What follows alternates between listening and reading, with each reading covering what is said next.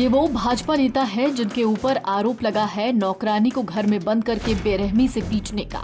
झारखंड की नेता सीमा पात्रा को पार्टी से भाजपा ने निलंबित कर दिया। सीमा पात्रा पर आरोप है कि उन्होंने अपने घरेलू नौकरानी को घर में बंद कर बेरहमी से प्रताड़ित किया। पात्रा भाजपा की महिला विंग की राष्ट्रीय कार्य समिति की सदस्य थी। आपका नाम क्या दीदी? कहाँ घर वो जो बेल्ट है ना उसको मारती थी। आपको उसका बेल्ट था ना? हाँ, और इजू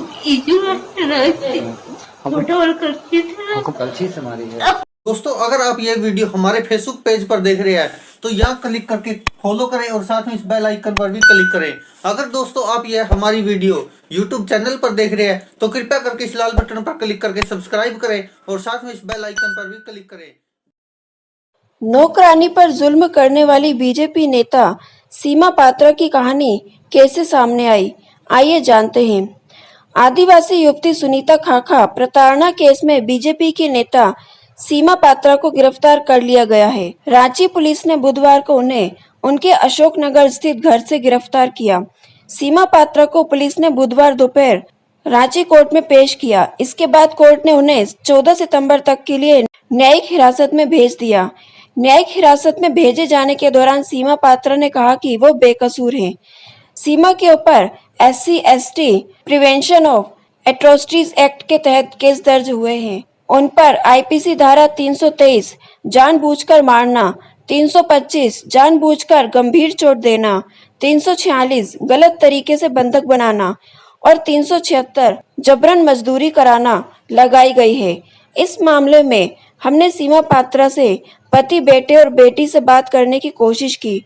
सिर्फ उनकी बेटी ने फोन उठाया, लेकिन जैसे ही हमने परिचय दिया उन्होंने रॉन्ग नंबर कहकर फोन काट दिया। उनके घर में बीते 22 अगस्त को एक आदिवासी युवती को रांची जिला प्रशासन की ओर से रेस्क्यू किया गया था।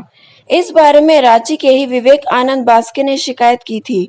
विवेक आनंद बास्के सीमा पात्रा के बेटे आयुष्मान पात्रा के दोस्त हैं। आयुष्मान ने फोन पर अपनी मां की करतूतों के बारे में पूरी जानकारी विवेक को दी थी। विवेक इस वक्त झारखंड सरकार में कार्मिक प्रशासनिक सुधार और राजभाषा विभाग में सेक्शन ऑफिसर के पद पर कार्यरत हैं। विवेक आनंद बास्के ने शिकायत में बताया था, सुनीता खाखा को बीते 8 सालों से प्रताड़ित किया जा रहा है।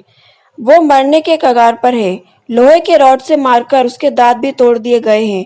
विवेक आनंद बास्के ने BBC को पूरी घटना विस्तार से बताई। उन्होंने कहा, सीमा पात्रा के बेटे आयुष्मान पात्रा मेरे दोस्त हैं। हमने साथ में इंजीनियरिंग की पढ़ाई की। कुछ दिन पहले उनका फोन आया और उन्होंने कहा कि उनके घर में जो आदिवासी लड़की नौकरानी है उसे बचा लो, उसे मेरी माँ मार देगी।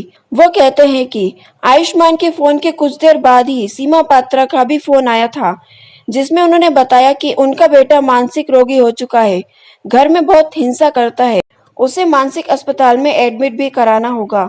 मैंने आयुष्मान की बात पर यकीन नहीं किया, बल्कि उसकी मां सीमा पात्रा के कहने पर उन्हें रांची के सेंट्रल इंस्टीट्यूट ऑफ साइकियाट्री यानी केंद्रीय मन चिकित्सिका संस्थान में एडमिट कराने ले गया। एडमिट होने के दौरान ही आयुष्मान अपनी मां पर जोर से चिल्लाने लगा और कहने लगा, आप कितनी निर्दयी महिला हैं, आपने सुनीता को विकलांग बना दिया। वो जब चल नहीं पाती थी तो कपड़े में पेशाब कर देती थी, आप उसके मुंह से उसे साफ करवाती थी। विवेक कहते हैं, इतना सुनते ही मैं चौंक गया। बाद में मैंने सीमा पात्रा के घर के अन्य कर्मचारियों को इसके बारे में जानकारी जुटाई तो जानकारी सामने आई, वो दिल दहलाने वाली थी। दर्ज FIR में विवेक ने दावा किया कि कई बार सुनीता खाखा को गर्म तवे से दागा गया है, उसके दांत भी तोड़ दिए गए हैं। कई दिनों तक उसे एक कमरे में ही बंद करके रखा जाता था। इस दौरान वो कपड़े में ही मलमूत्र त्याग दिया करती थी, जिसे देखते ही सीमा पात्रा उस पर चिल्लाने लगती और उससे मुंह से पेशाब चटवाया करती थी। नौकरों ने यह भी बताया कि बीते 3 सालों से सुनीता ने सूरज की रोशनी नहीं देखी है। वो कहते हैं, अब मुझे अपने दोस्त की बात पर यकीन होने लगा। मैंने तत्काल इसकी जानकारी रांची के जिलाधिकारी राहुल सिंह को दी।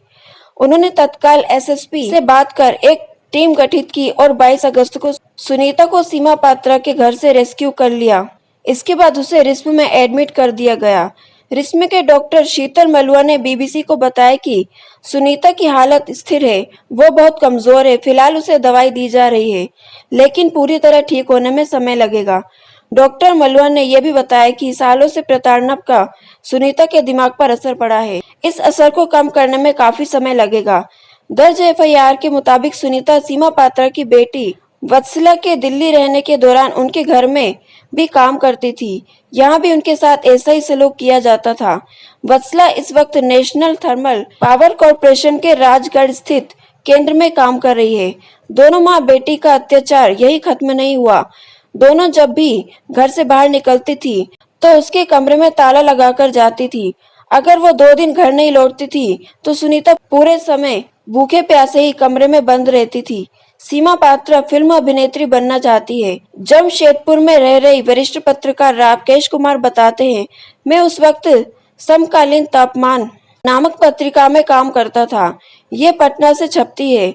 उस वक्त सीमा पात्रा को ड्रीम गर्ल ऑफ बिहार भी कहा जाता था। 1998 में सीमा पात्रा की प्रोफाइल उस मैगजीन पर छपी थी, जिसकी हेडलाइन थी, कहाँ है पिंकी पात्रा।